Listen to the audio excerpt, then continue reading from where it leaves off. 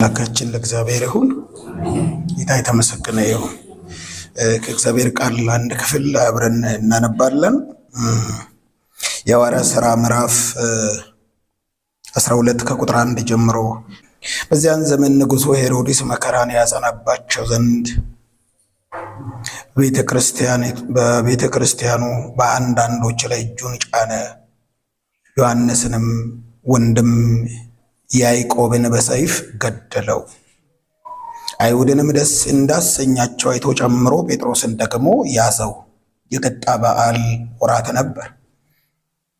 በዚያውም ጊዜ ወደ ወህኒ አገባው። ከፋሲካም በኋላ ወደ ሕዝብ ያወጣው ዘንድ አስቦ እያንዳንዱ 4 ወታደሮች ሆነው እንዲጠብቁ ለ4 ጭፍራ ክፍል አሳልፎ ሰጠው። ጴጥሮስም በወህኒ ይጠበቅ ነበር። ነገር ግን በቤተ ክርስቲያን ስለ እርሱ ወደ እግዚአብሔር ጸሎት አጥብቆ ይደረግ ነበር። ቁጥር 6 ላይ ሄሮድስም ሊያወጣ ባሰበ ጊዜ በዚያች ሌሊት ጴጥሮስ በ2 ሰንሰለት ታስሮ ከ2 ወታደሮች መካከል ተኝቶ ነበር። ጠባቂዎቹም በደጁ ፊት ሆነው ወህኒውን ይጠብቁ ነበር። እነሆ የጌታ መልአክ ቀረበ፣ ቤቱም ውስጥ ብርሃን በራ። ጴጥሮስንም ጎድኑን መትቶ አነቃውና ፈጥነህ ተነስ አለው። ሰንሰለቶቹም ከእጁ ወደቁ። መልአኩም ታጠቅና ጫማህን አግባ አለው። እርሱም እንዲሁም አደረገ። ልብስንም ልበስና ተከተለኝ አለው። ወጥቶም ተከተለው። ራእይ የሚያይ መስለው ነበር እንጂ መልአኩ የሚያደርገው ነገር እውነት እንደሆነ አላወቅም። የመጀመሪያውንና ሁለተኛውንም ዘብ አልፈው ወደ ከተማ ወደሚያወጣው ወደ ብርቱ መዝጊያ ደረሱ። እርሱም አውቆ ተከፈተላቸው። ወጥቶም አንዲት ስላች አለፉ። ወዲያው መልአኩ ከእርሱ ተለየ። ጴጥሮስም ወደ ልቡ ተመልሶ ጌታ መልአኩን ልኮ ከሄሮድስ እጅና የአይሁድ ሕዝብ ይጠብቁት ከነበረው ሁሉ እንዳዳነኝ አሁን በእውነት አወቅሁ አለ። የጥብቅ ጸሎት ኃይል በሚል ሐሳብ እናገራለሁ። የጥብቅ ጸሎት ቁጥር 5 ላይ ጴጥሮስም በወህኒ ይጠበቅ ነበረ፣ ነገር ግን በቤተ ክርስቲያን ስለ እርሱ ወደ እግዚአብሔር ጸሎት አጥብቆ ይደረግ ነበረ ይላል።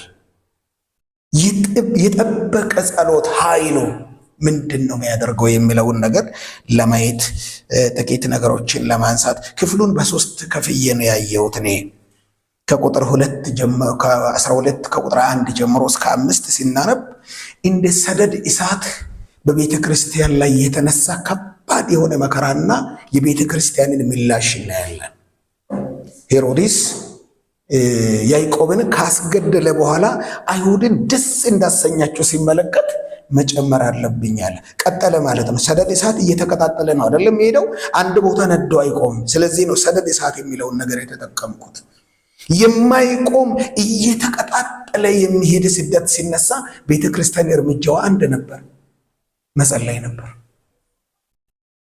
የማይቻል ነገር ሲያጋጥም ለቤተ ክርስቲያን እንደ ተራራ የሚደቀንና ተስፋ የሚያስቆርጥ ሁኔታ ቤተ ክርስቲያንን ሲያጋጥማት ቤተ ክርስቲያን ማድረግ ያለባት አንድ ነገር ነው። እሱ ምንድነው? ጸሎት ነው። በቃለ ጉባኤ የማይፈቱ ነገሮች፣ በውይይት የማይፈቱ ነገሮች፣ በገንዘብ አቅም የማይፈቱ ነገሮች በጸሎት ይፈታል። ክብር ለጌታ ይሁን። ምክንያቱም እኛ የማንችለውን ሁሉ የሚችል ጌታ ስለሆነ። ሁለተኛ ክፍል የምንመለከተው ሞቱን የሚጠባበቅ ጴጥሮስ በመለኮት ጣልቃ ገብነት ነፃ ሲወጣ ከቁጥር 6 እስከ 12 ስንመለከት የጴጥሮስን ነፃ መውጣት እንመለከታል። የቤተ ክርስቲያን አገሪቱ ላይ ለነበረው ስደት ቤተ ክርስቲያን የሰጠችው ምላሽ መጀመሪያ ከተመለከትን፣ ከዛ በኋላ ደግሞ ከዚህ ጸሎት የተነሳ የመለኮት ጣልቃ ገብነት እንደነገ ጴጥሮስ አልፎ ሊሰጥና ሊሞት ለአይሁድ እንደገና ደስታ ሊሆናቸው ነበር።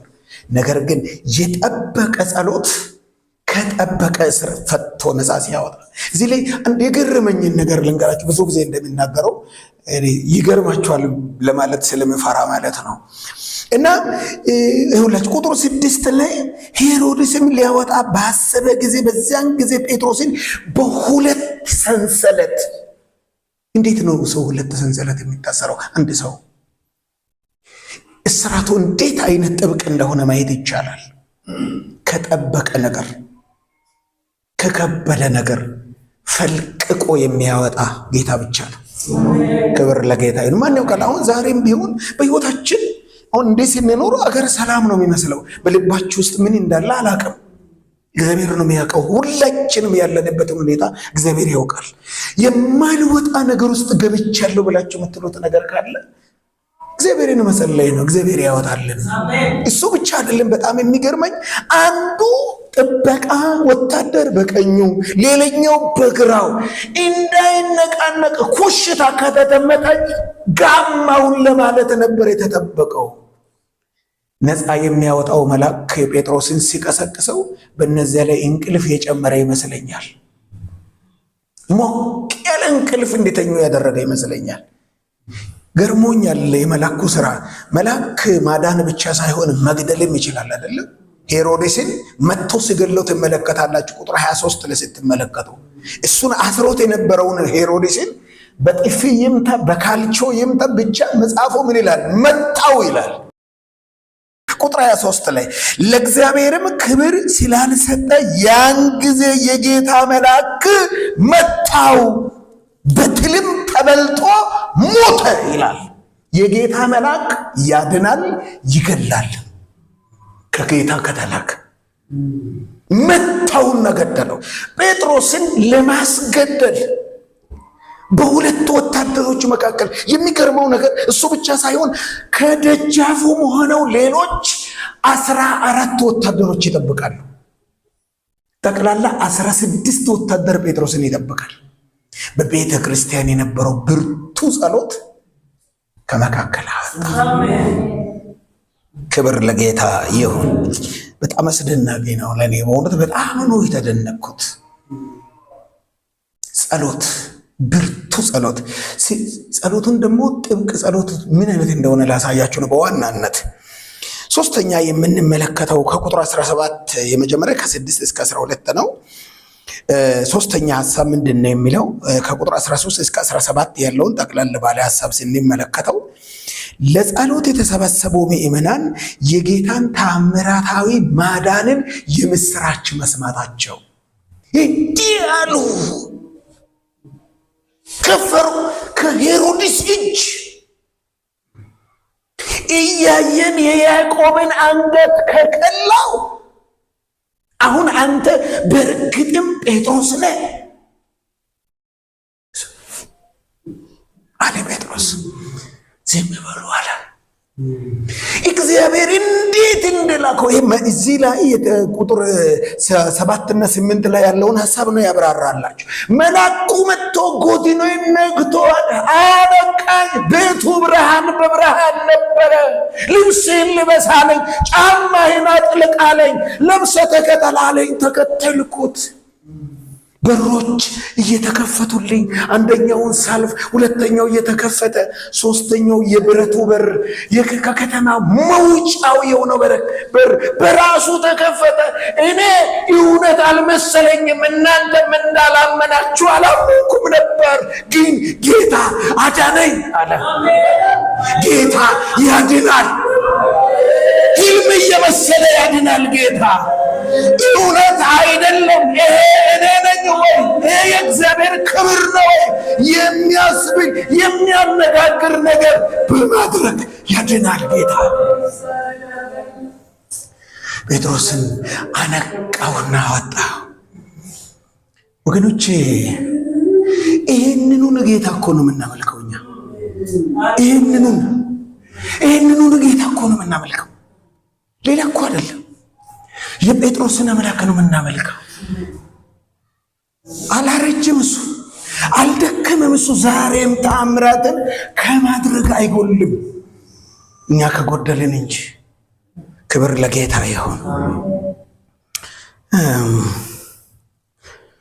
የጥብቅ ጸሎት ፋይዳው ምንድነው የሚለውን ነገር ቶሎ ልናገርና 3 ነገር ነግሬያችሁ ዋና ወደ መናገረው ሐሳብ አመጣችኋለሁ። ምንድነው ያደረገው? አንደኛና የመጀመሪያው ከሞት ቀለበት ውስጥ ማውጣት ነው። ቀለበት ውስጥ ነው አይደለ? ቀለበት ይገባል አይደለ? ጴጥሮስ በሞት ቀለበት ውስጥ ነው የነበረው። እንደ ማግስቱ አሳልፎ ሊሰጥ ነው ንጉሱ ተዘጋጅቶ የነበረው። የጌታ መልአክ ከዚያ ውስጥ መዞ አወጣ። ዛሬም ቢሆን የክብር አምላክ እግዚአብሔር ይህን በሕይወታችን ያደርጋል። ክብር ለጌታ ይሁን። ኢየሱስ ጌታ ነው። ይህን ነው የምንመለከተው። ሁለተኛ የምንመለከተው ህልም እየመሰለ እውነተኛ የሆነውን የጌታን ማዳን በዓይናችን ያሳያል። ምን አይነት ጸሎት? ጥብቅ ጸሎት። ጴጥሮስ ባያምንም 3 ነገሮችን አለ። አንደኛ ከሄሮድስ እጅ አለ። እግዚአብሔር ከአንድ አይደለም ከሁሉም ያድናል። ለጴጥሮስ 3 ከፍተኛ ጠላቶች ነበሩት። አንደኛ ሄሮድስ ራሱ። ስታስቡት እኮ ንጉሥ እኮ ነው። የቀበሌ ሚሊሻ እኮ አይደለም ጴጥሮስን የያዘው። የቀበሌ ሚሊሻ አይደለም፣ የወረዳ ምናምን አይደለም እኮ ንጉሥ ነው የያዘው። እግዚአብሔር ከሄሮድስ እጅና ከአይሁድ ሕዝብ ሁሉ እጅ ሁሉ ነው የሚፈልገው። ጌታ ከሁሉም ነው የሚያድነው። ከሆነ ነገር አድኖ የሆነ ነገር ውስጥ እንድንወድቅ የሚተው ጌታ የለንም። ከዚህኛው ካዳነ ከዚህኛው ካዳነ ከዚያኛው ጨምሮ ምን ያደርጋል? ያድናል።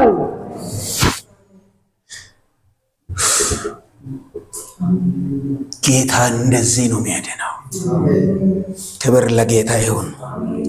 ሌላው 3ኛው ምን ያደርጋል ለሚለው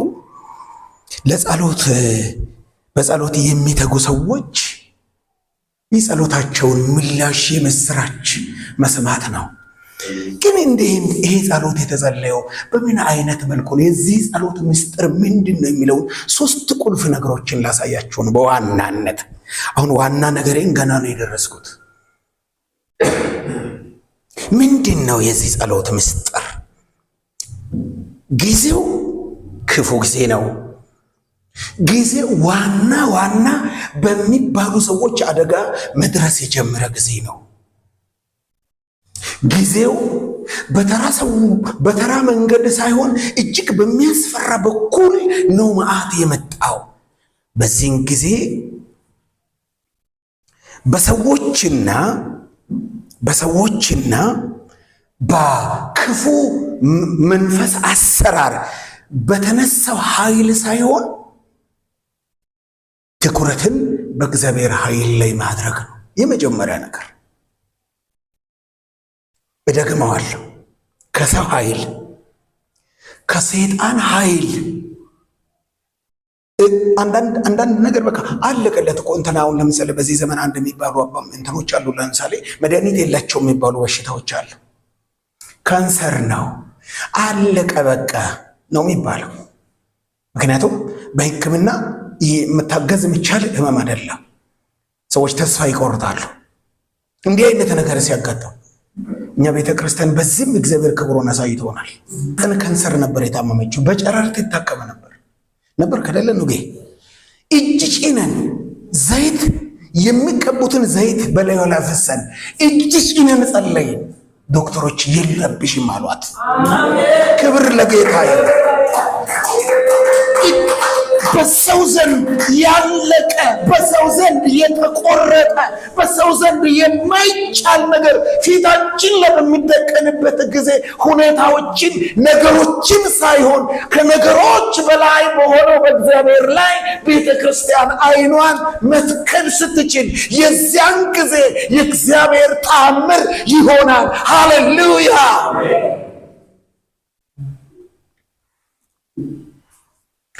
እንዲህ ነው የሚለው አይደለም? በዚያን ጊዜ በዚያንም ዘመን ንጉሡ ሄሮድስ መከራ ያጸናባቸው ዘንድ በቤተ ክርስቲያን በአንዳንዶች ላይ እጁን ጫነባቸው። የዮሐንስንም ወንድም ያዕቆብን በሰይፍ አስገደለው ይላል። አይሁድንም ደስ እንዳሰኘ አይቶ ጨምሮ ጴጥሮስን ያዘው። በቃ እንደለመደ ያደርጋል አላለችም ቤተ ክርስቲያን። በቃ ለመደ። በቃ የኛ ነገር እኮ ይኸው ነው አላለችም ቤተ ክርስቲያን። አለ ከኃይል በላይ ኃይል፣ አለ ከጀግና በላይ ጀግና፣ አለ ከብርቱ በላይ ብርቱ፣ አለ ከማይቻለው በላይ የማይቻል ሁሉን ቻይ እግዚአብሔር አለ ብላ ቤተ ክርስቲያን ምንድን ነው የሆነችው? ወደ ጓዳ ነው የገባችው። ወገኖቼ ጸሎትን ጥብቅ ውጤታማ የሚያደርገው ዓይንን ከሁኔታ አንስቶ በእግዚአብሔር ለማድረግ መቻል ነው። እንደ ቤተ ክርስቲያን አገልጋይ፣ እንደ አንድ መጋቢ ልላችሁ እፈልጋለሁ። ምን ያውቃል በቤታችሁ፣ በኑሯችሁ፣ በትዳራችሁ ውስጥ፣ በስራችሁ፣ በመስሪያ ቤታችሁ አለ አይደል የሚከብድ ነገር ካለ እግዚአብሔር ይችላል። ሃሌሉያ! ክብር ለጌታ ይሁን። ለጸሎት ተብሏል እኮ ያለቀ ጉዳይ እኮ ነው።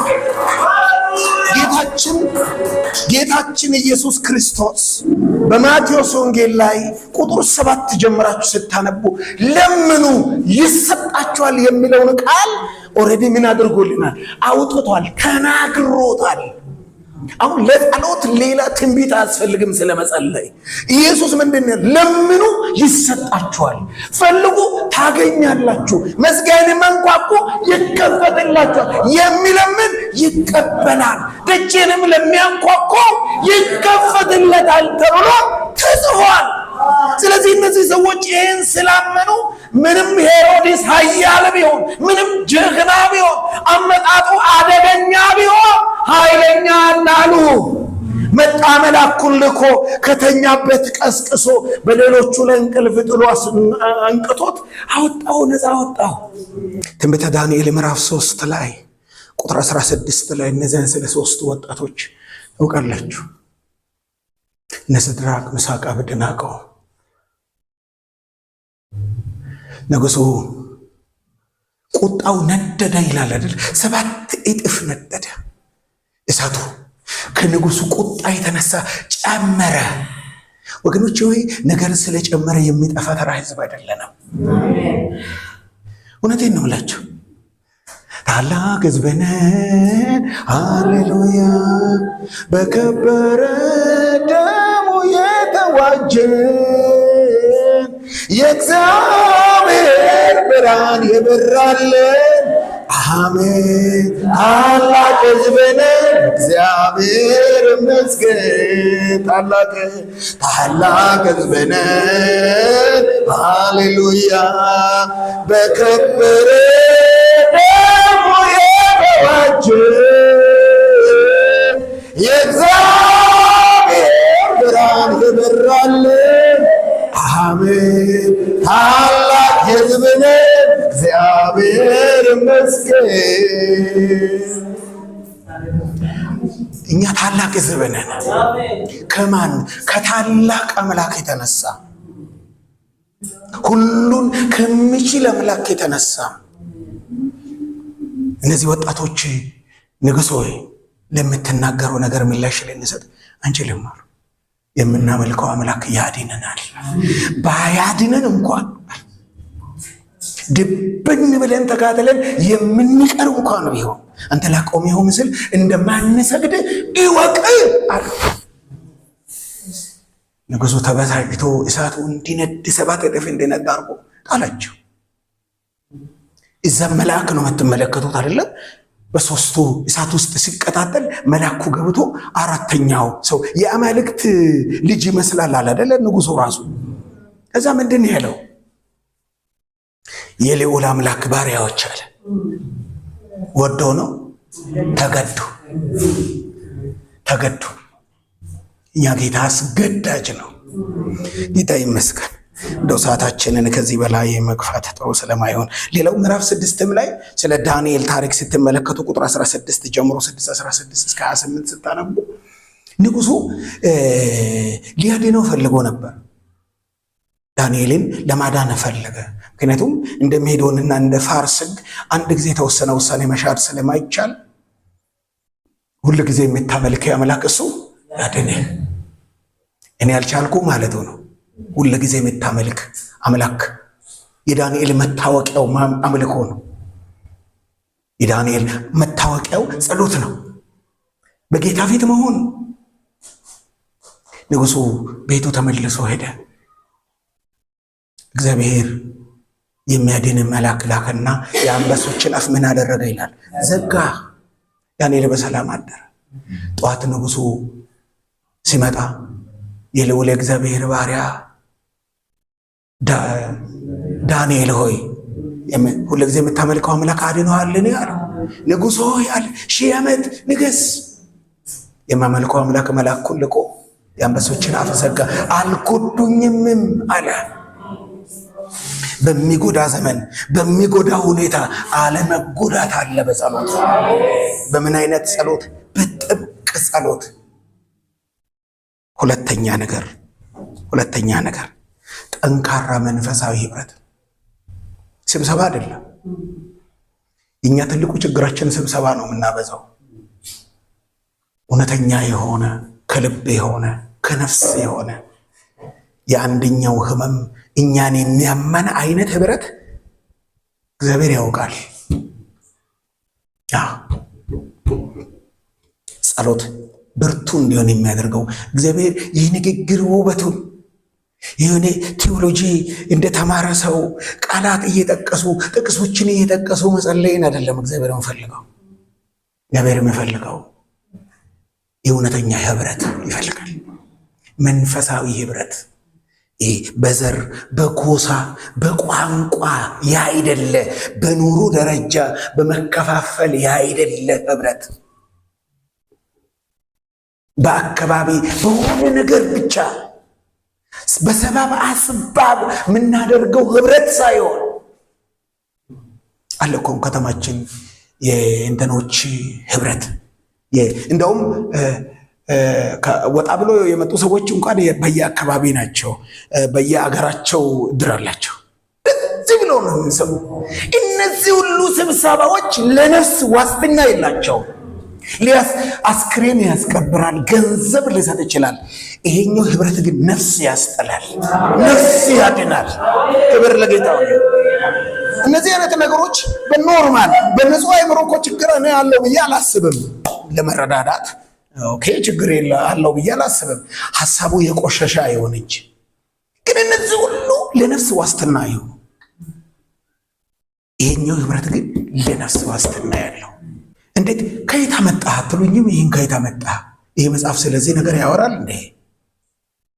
ይኸውላችሁ ቁጥር 5 ላይ ቤተ ክርስቲያንም ስለ እርሱ ወደ እግዚአብሔር ጸሎት አጥብቆ ይደረግ ነበር ይላል። ቁጥር 12 ላይ እንወረድ ወደ ታች። ባስተዋለም ጊዜ እጅግ ሰዎች ተከማችተው ይጸልዩ ወደ ነበሩበት ማርቆስ ወደ ተባለው ወደ ዮሐንስ እናት ወደ ማርያም ቤት መጣ ይላል።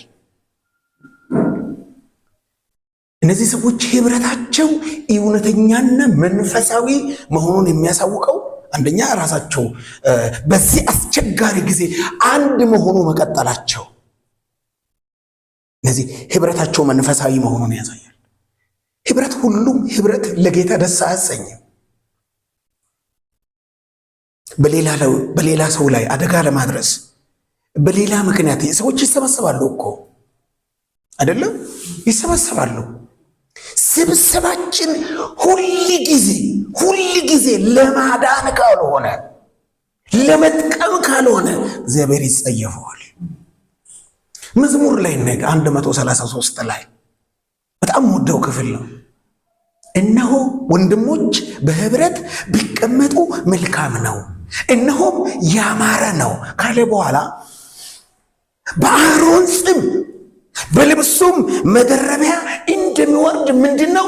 ሽቱ ነው ካለ በኋላ በጽዮን ተራሮች ላይ እንደሚወርድ እንደ አርሞኒየም ጣል ነው አለ። ይህ አርሞኒየም የሚባል ተራራ እጅግ በጣም ረዥም ተራራ እንደሆነ እና የቤ መጽሐፍን ስታነቡ ማግኘት ትችላላችሁ። እጅግ በጣም ትልቅ ተራራ ነው፣ በበረዶ የተሸፈነ ነው። ሁል ጊዜ ከሱ ተራራ ላይ ምን ይወርዳል? ጠል ዝናብ ይወርዳል።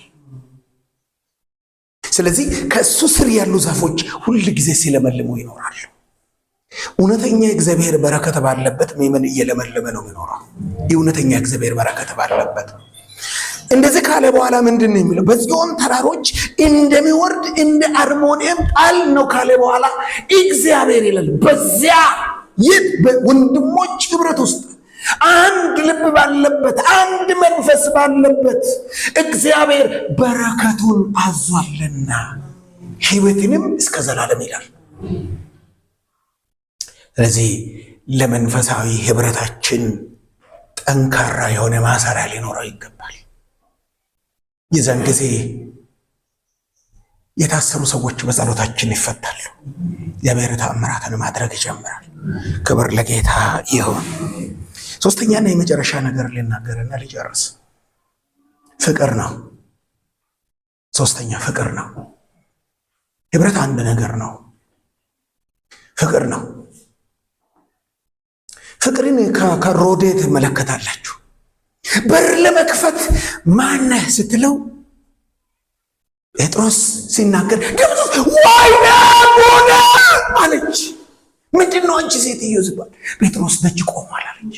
ፍቅር የጴጥሮስ መፈታት ያስፈነጥዛታል። የጴጥሮስ ነፃነት። የሚገርመው ነገር በያዕቆብ መሞት አይሁድ ደስ ተሰኝተዋል። አንተ የሚገርም እኮ ነው። በያዕቆብ መሞት አይሁድ ደስ ተሰኝተዋል። በጴጥሮስ መፈታት ሮዴ ደስ ተሰኝታለች። ይሄ የሚመኑን ፍቅር ያሳያል። እግዚአብሔር በዚህ መንፈስ በእውነት ይባርክ። ይህንን ቲም እግዚአብሔር በዚህ መንፈስ ይባርክ። የለመናችሁት ነገር ተጎትቶ ከሰማይ ወርዶ ራሱ ያለቀ ጉዳይ እኮ ነው። ሐኪሞች እኮ ተደራጅተው ተነጋግረው አይቻልም አሉ በተባለበት እናንተ ስትጸልዩ መለኮት ከሰማይ ተገልጦ ተአምር ተደርጎ የእግዚአብሔርን እጅ አየን የምትሉትን ነገር እግዚአብሔር ያድርግ። እግዚአብሔር ስለ ቃሉ የተመሰገነ ይሁን። ጌታ ቃሉን ይባርክልን።